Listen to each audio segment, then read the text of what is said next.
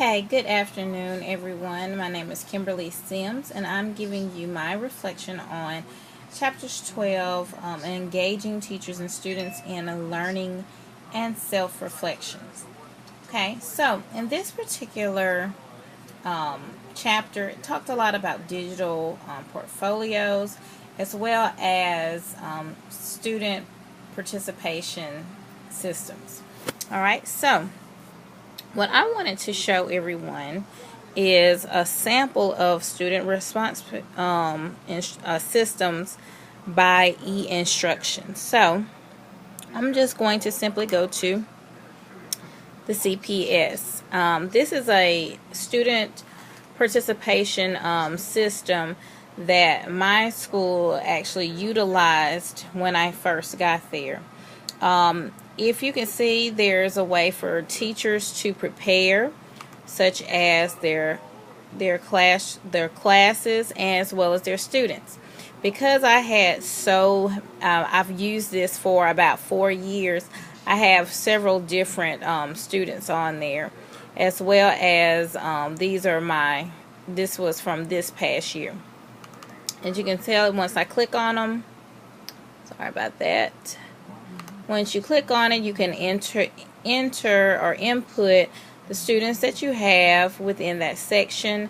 You can give them a pad ID number, and that actually goes with the clicker that's involved.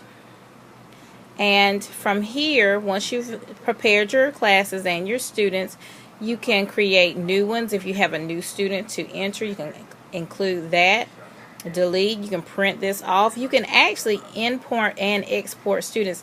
This is a great tool to use because this past year we actually utilized Smart Notebook and the Smart Response System. This is another brand name of a student participation system. So I was able to export my students out of CPS in order to input them into Smart Notebook or Smart Response. Okay, now as you prepare, you have lessons that you can prepare. And one thing, when we're talking about students' reflections and things like that, normally what I would do is, because they have a test already that I'm going to use, which these are tests that I've already built in to this system. I would actually use this as a pre-assessment and a post-assessment, and having their post-assessment be their actual grade. Okay, so for example, anytime I would actually incorporate the questions that I wanted to be, and this particular one was dealing with the scientific equipment and lab safety. You would simply input your questions there, and this particular one is multiple choice. However, there are several different ways that you could do this. You could have a numeric response, true, false, yes or no, or a performance question. Okay, so there's several different ways of how you could do this.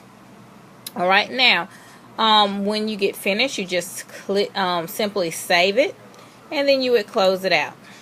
All right, so anytime that you want to engage the students in that activity, you would go to the engage button.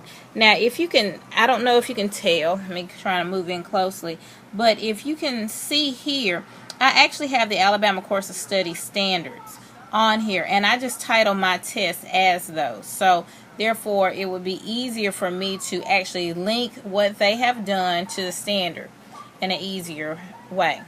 Now, you also could, under prepare, you also could click standards, but again, I didn't do it in that manner. I normally do it when I did it prepare. So if you go to engage and select, let's just say you can select a standard. Let's do any standard, really. Okay, so this particular standard I have 24 questions on. All right, and when I want to engage them, if this was an exam, you would put exam. If this was going to be just simply class participation, you would select that. If it was classwork, quiz, review, pre-test, post-test, lab, or other. All of these are different types that you could put in here. So let's just say this was a pre-test, just to see what they know already. So I would simply click, after I have selected that test, I would click engage. Once I click engage, let's close that out. Okay, once I have clicked engage, you would actually see the questions, next, verbal, chalkboard, options, class, and etc. You can take attendance from here, and this way, this will simply help you know who's going to be here and who's not. You would select start, and because I do not have the actual CPS unit hooked up to it, it's not going to allow me to do that. But you can click that and then cancel that, and now you go back again. Just to show you an example, you have the question, you have